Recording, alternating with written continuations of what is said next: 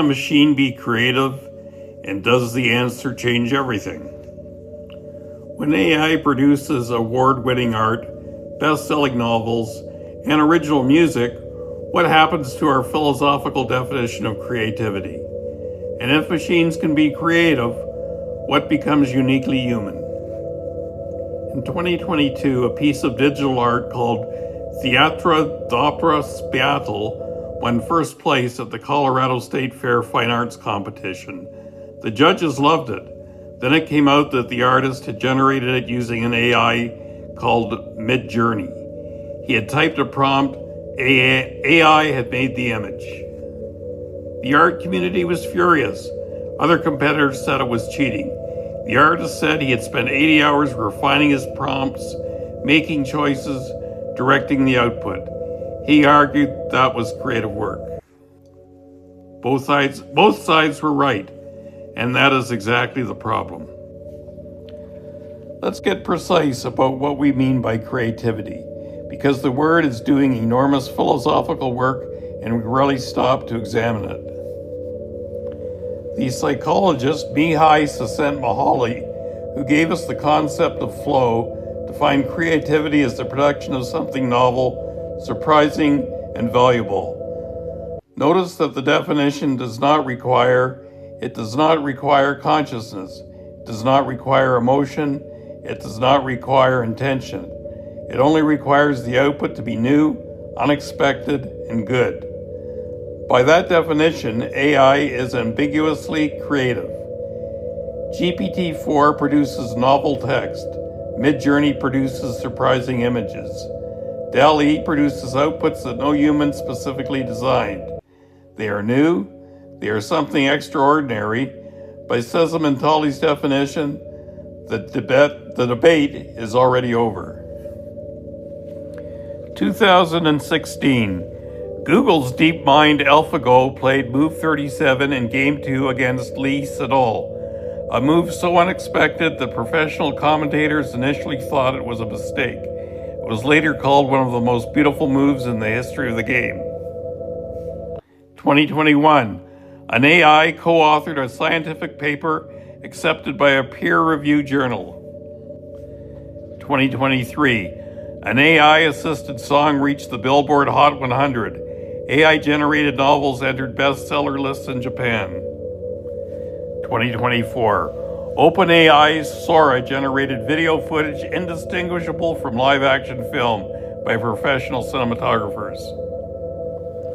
But most philosophers and artists are deeply uncomfortable with stopping there, because they sense correctly that Csikszentmihalyi's definition is incomplete.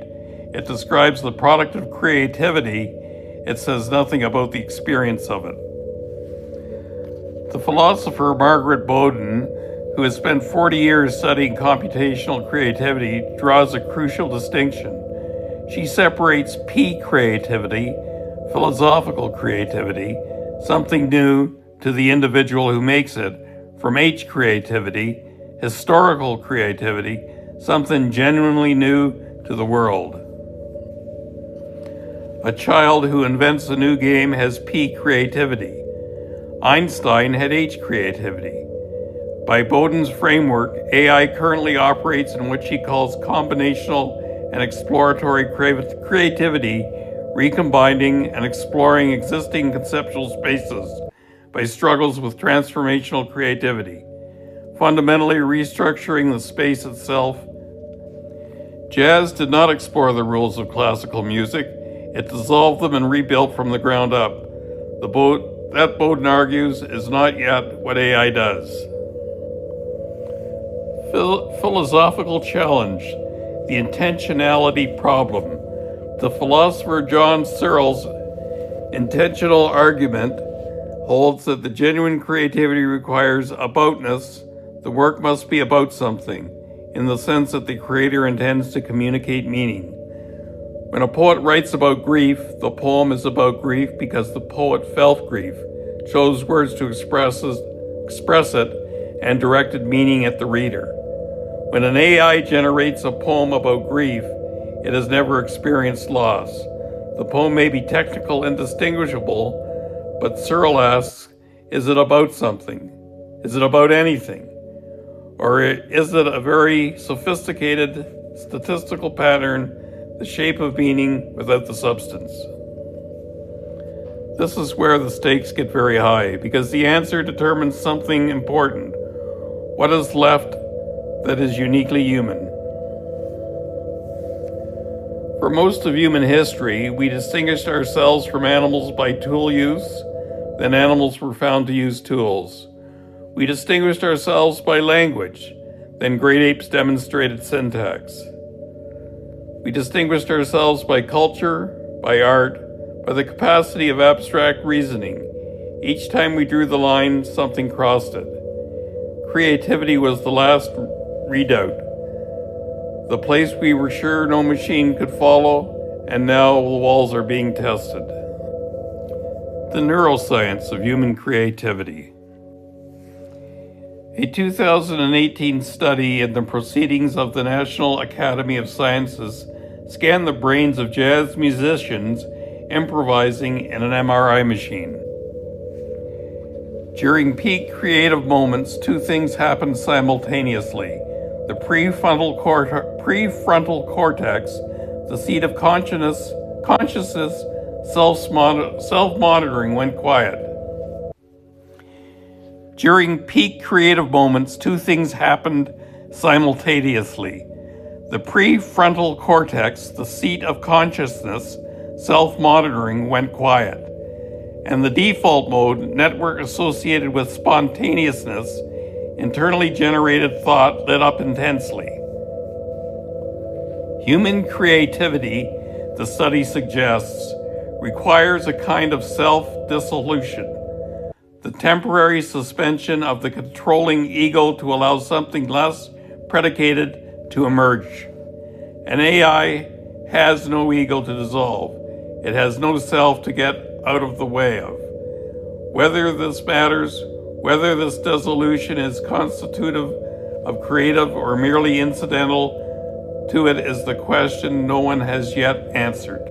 The philosopher Alvino argues that art is not an object. It is a reorganization of experience, a practice through which we come to see the world differently. A painting is not just pigment on canvas. It's the invitation to inhabit a perception you would not otherwise have had. By this account, creativity is fundamentally relational. It requires a subject who is changed by the encounter. The question is not whether the machine made something interesting, it's whether the machine itself was changed in making it, whether it encountered itself differently in the act of creation. And there, for now, the answer appears to be no. I want you to generally sit with this question before you answer it, because the instinctive answer and the considered answer are often different. If I played you two pieces of music, one composed by a human over 3 years of grief and revision, and one generated by an AI in 11 seconds, and you could not tell which was which, does it matter which is which? Does the origin of a work change your experience of it? Should it? There is no right answer, but I want yours in the comments, and I want you to explain your reasoning, not just your verdict. The philosopher Albert Borgman wrote about what he called focal practices, activities that, by their very difficulty and resistance, gather and concentrate human life. Playing an instrument, growing food, writing by hand, running long distance. Their value, he argued, is not in the output. It is in what the practice does to the practitioner. The calluses, the discipline, the failure, the revision, the moment when something finally comes together after months of not working. That is what makes the life feel inhabited rather than merely processed. If AI can produce the output without the practice, what it threatens is not art. What it threatens is the practitioner, the human being who was shaped, deepened, and made more alive by the long, resistant, often failing effort of making something. Perhaps the question is not whether machines can be creative. Perhaps the more urgent question is what happens to human beings when we outsource the struggle. Because it may be that struggle, the failure, the revision, the 3 a.m. draft that you throw away was never a cost of eliminated, it was the point. If this made you feel something, make something this week, anything. Badly, without AI, notice what that feels like. That feeling is data. Leave it in the comments if you do.